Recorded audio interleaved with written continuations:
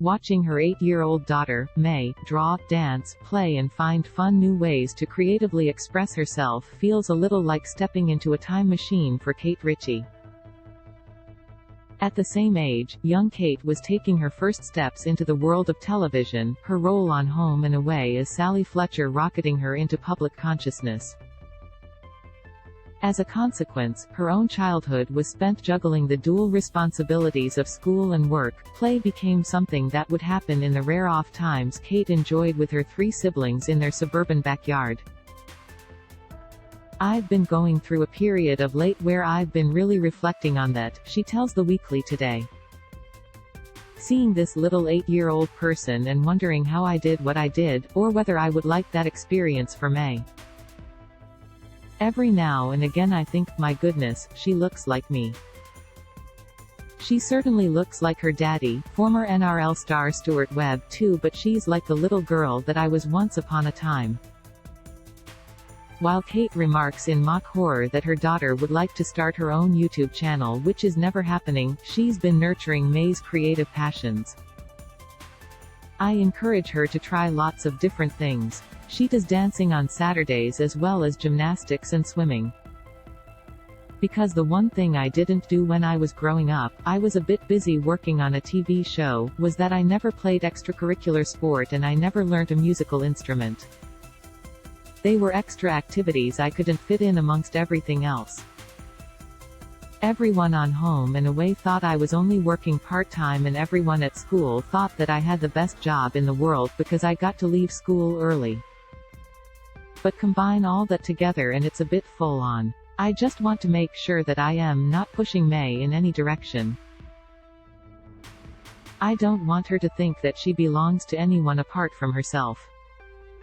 It's this desire to encourage without pushing, to inspire without pressure to achieve the impossible which has led to Kate's latest project." Having written 2 children's books in the past, she'd been toying with the idea of a lifestyle project, one that gave a peek into her life with May but without making other parents feel the burden of replicating the same. And so Everyday Play was born. Packed with a wealth of activities, it's a comfortably easy guide which encourages children to create, cook, write, draw as well as simply just be. "I kept saying that I wanted it to be gentle," Kate says. "That's why there are lots of lovely inclusions of things like not doing anything at all. It's okay to be bored. Or to be silly, but then on other days, tick all the boxes. Just having a whole collection of activities that are divided into how you feel on the day. I didn't want this to be another thing you need to do. To put pressure on other parents to have the same sort of experiences or feel like to be a good parent I need to do X, Y and Z out of Kate's book on Saturday." She was also determined to make the book accessible. There are no prompts to buy materials or ingredients, everything included in the book you can easily find in nature, in your pantry or within your own imagination. Not everyone lives by the beach or has a bath in their house, not everyone has everything at their fingertips, she explains. With kids these days every toy you buy has 20 others that you have to collect. When I was growing up I had a pogo stick and a My Child doll.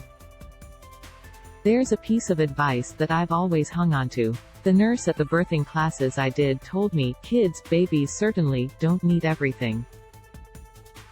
They just need you. And I think that couldn't be more true as I watch May grow.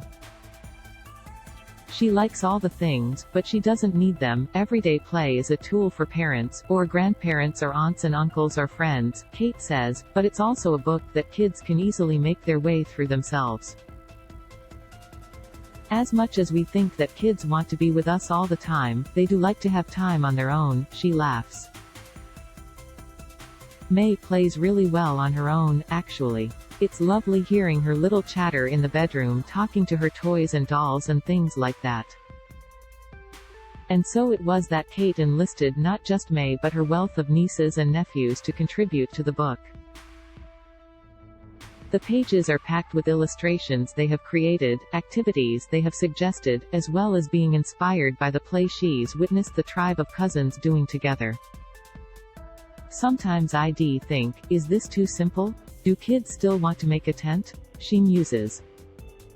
Then I'd see my little nephews, Peter and Leroy, building a fort with an old skateboard and a little ladder. You could put a roll of paper on the floor and they'd be good because they are better at it than we are. We've become too self-aware or self-conscious, or we get sidetracked. We've forgotten how to play. Everyday Play from Penguin Random House is on sale now at Booktopia. You can read this story and many others in the December issue of the Australian Women's Weekly, on sale now.